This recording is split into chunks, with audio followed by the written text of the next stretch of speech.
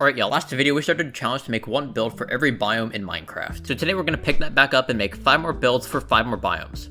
Alright, so the first biome we're going to do today is the forest biome. I wanted to do something related to an Aztec pyramid. I got this idea from Xen, who wanted some mossy ruins, and somehow my brain brought us here. For this pyramid, I really wanted to focus on the shape. A lot of people when doing pyramids sort of forget about the shape, and what you'll see people doing a lot is making these very simple staircase pyramids. The problem is with these pyramids is even though the walls are staring up, they still look really flat. You wouldn't want to make a normal house with flat walls, so why do that here? What's good about the Aztec pyramids is it already sort of helps you deal with this. It gives you these larger chunks of the pyramid with walkways going all the way around the building. This helps to break apart the flat walls, which helps give the pyramid a bit more of an intriguing shape. But I also wanted to do a little bit more on the front side of the building, so I added a bit of an entrance on the front just to give it a bit more detail. After the shaping, I started adding more details to the walls. What I like to do for detail on temples or other similar builds is I take a portion of a wall and push it in, and then inside of the pushed in area, I like to build a little pattern. In the past I've done things like triangles, dashed lines, or swirls. I found that this is a really good way to detail large sections of walls. I found this kind of detailing to be really useful on larger builds, especially because it takes up a lot of space on the wall, so it's really good for filling in large sections, and also because it's repeatable, because what you can do is make multiple patterns and then spread them out throughout the build to make it not look too repetitive. On this pyramid though, since it is a forest temple, I wanted to make the design look like a tree. I wasn't very smart when doing this though, because I started adding the details before I decided on the final block palette I was going to use. So then when I decided to change the blocks I was going to use, I had to go back and then change it by hand, because World Edit isn't very good at replacing blocks like slabs or stairs. But once I figured out the block palette, I decided on using this gradient for the insides of the walls. And for the outer details, I used a mixture of stone bricks and polished andesite. I also went around the build and added random patches of mossy cobble and mossy stone bricks to make it look like the area is a bit more weathered and overgrown. I also went back and added leaves to this area to add to this effect. When I was done with that, I decided I wanted some large custom trees as a backdrop. These trees are going to be a lot larger than all the other trees in the surrounding area, but since this is a forest temple, there might be a reason that they're this large, since they do seem to be sprouting from the temple itself. Maybe these trees could have been produced by some failed ritual or an angry god.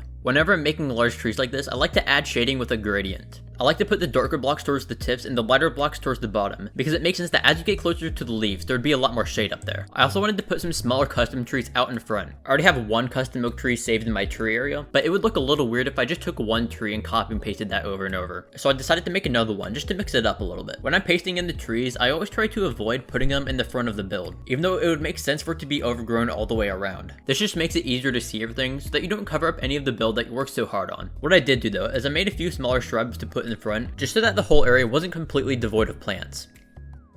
Y'all like shrooms? Because the next build's gonna be in the warped forest. For this biome, all I wanted was house plus mushroom. And how was I supposed to do that? Well, I wasn't very sure. This is probably the most difficult build for me in this whole video. The shaping of the mushrooms was kind of weird, and the colors were really difficult to work with. Plus, there's always the added difficulty of doing anything in the nether, which is why I'm building in the overworld, because it's just easier to film. I went through several different variations on the mushroom shapes. I decided to go with the taller version so I could have more space to put little houses on. I decided I wanted this build to be a trio of large mushrooms rising from the lava. This would make it be a good spot to get away from any sort of enemy on land. And what's also good for this is that the warped forest is usually the safest biome in the nether. The only thing that spawns there is endermen, which shouldn't be too much of an issue as long as you don't look at them. What made this build the hardest though was the colors. The cyan blue of the warped mushroom is a very tricky color to work with.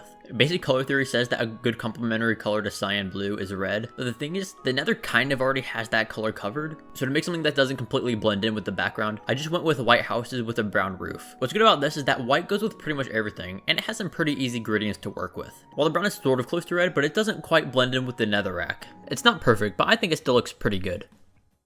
Next, we're building in the Mesa biome, so I decided I wanted to build a Wild West saloon. Most saloons seem to just have one front wall with this sort of pattern on the front, so I decided to start there with the shape. But since most of the time these saloons are on a street with other buildings, it wouldn't make sense for me to just leave it here. I need to put a bit more interest on the sides because it's just going to be a standalone building. The colors I used for the saloon were very simple. I didn't use a gradient or anything like that. I just used a mixture of spruce planks, stripped spruce, and some barrels. I also made the roofs using dark oak. What was really fun about this build though was the detailing. Rundown builds are really easy to detail, because you don't really have to be precise about anything. If something looks messed up or weird, you can just say that was a broken piece of the building. You can also add to this effect by adding spruce trapdoors everywhere. They could look like a random piece of uneven wood, or you can even use them as shutters on a window. For these rundown builds though, I do usually just find myself placing these wherever I need a bit more detail. What was pretty helpful in this build though was the new mud bricks. I don't use them too much in this build, but I do use the walls because they're the first light brown wall color that we've gotten. I use them in places like the balconies and a little water tower I decided to put in the corner. I made the water tower by basically just taking a cube of barrels and making them look elevated by some fences and walls.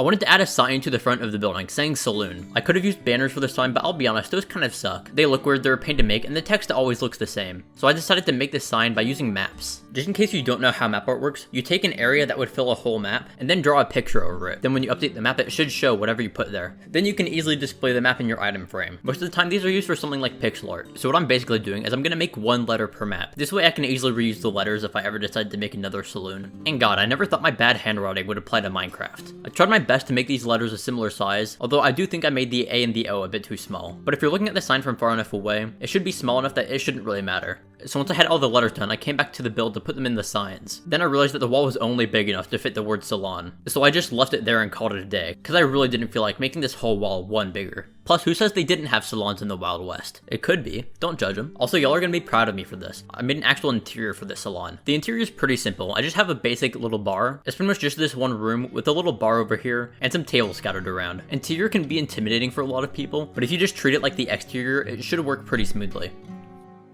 Alright, so the next biome we're gonna do is the jungle biome. I'm gonna be honest, I probably should have saved the Aztec temple idea for the jungle, but we can always do a tree house instead. In order to make a tree house, you first need a tree. I'm using Voxel Sniper to make the shape of the tree. If you think I'm ever building any of these organics by hand, you're crazy. The way Voxel Sniper works though is really good because it basically works just like sculpting. I can pull out the material and then smush it back in to get whatever shape I want. After I get the basic shape down, I can go back around and smooth it until it starts looking more like a tree shape. Once I got the majority of the tree down, I started working on the house. I was using this concept art as a reference for the shape because I liked how multi-leveled this building was with all the platforms and stuff, and also had a lot of supports to mess with, which I wanted to try. As usual, I'm shaping out the building in concrete so I can go back and add in the textures later. What I've been doing more of recently is whenever I get lost on what to add for shape, I just try and add in more roofs. What I've basically concluded is the more roofs you have in your build, the better it is. This build ends up with around 8 roofs, which makes it a pretty good build. However, I have seen some insane builds with like 20 plus roofs, which is just amazing to see. For the block palette of this one, I wanted to go with a bit more contrast. For the main wall color, I used this birch oak gradient, and for the trim, I used mostly dark oak. I don't usually go too far into detailing on these videos, just because it can usually be equated to just spamming trapdoors. But here are some of the common patterns I used in this build. First off, for windows, just poke a hole and then slap some glass in there, or if there's no actual interior on the inside, put some redstone lamps. I use these sort of cross beams a lot because they're easy to fit pretty much everywhere, and they make logical sense to have. Sort of look some wherever it looks plain and hope it works out. For the roof color, I wanted something that works well with green, since there's so much of that everywhere around here. So I decided to go with purple. I filled it out with this gradient, and when I was done, I mixed in some moss to make it look a bit more worn down or overgrown. I also wanted to fill out the area around it a bit more, so I decided to make some new custom jungle trees. I've already made a lot of trees in this video, so these are basically the same. Keep the tips in the bottom darker, and try to keep the shape from looking too blocky. Always make sure that you put air in the leaves to make it look poofy. And then once I had the trees done, I could just copy and paste them around to fill out the space. And now we have the ocean biome. And of course for the ocean biome, I'm gonna build a boat. I haven't actually made any large boats before, so this is a good chance for me to try it out. The shipping of boats are pretty simple, if you know what you're doing. All of the curves can make it pretty difficult. If you're making something like this by hand, what I suggest doing is making a ton of curve guidelines. You can basically use these to help connect the dots in between these large curved surfaces. What I'm doing though is something similar to that. I am making the guidelines, but the server I play on has a plugin called Loft. What the plugin does is it basically connects in between the guidelines for me. It saves a lot of time, but it's not perfect. The Loft does help you get the initial shape, but you do still need to know how to do it by hand in order to fix it up at the end. I used the same trick in the sails also, but there was a lot more I had to actually do by hand in order to make it look like the wind was actually being caught in the sails. Every time I had to tweak the curve a little bit by hand in order to make it look like it's actually attaching to the masts. If you get the shape of the sails wrong, they'll start looking stiff, and you really don't want that.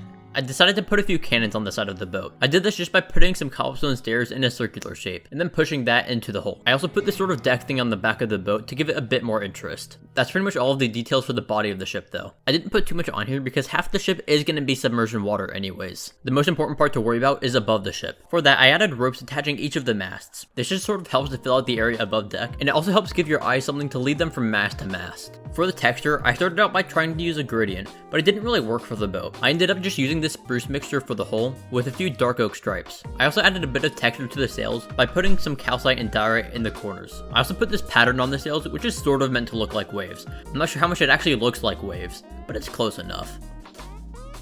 Well, those were today's 5 builds. I personally am liking how most of these turn out. I'm curious to know though, which one of these is y'all's favorite? I want to see how your favorite build compares to your favorite biome, since a bit ago I did this poll on the community tab, asking what your favorite biome out of these were. My favorite from the set was probably the forest temple, but to be fair, I am a sucker for temples. I can't resist them. Also, if y'all have any ideas for the next biomes, let me know in the comments. Your ideas are usually pretty good, so I'm likely to get to them. But that's all I've got for today. See ya.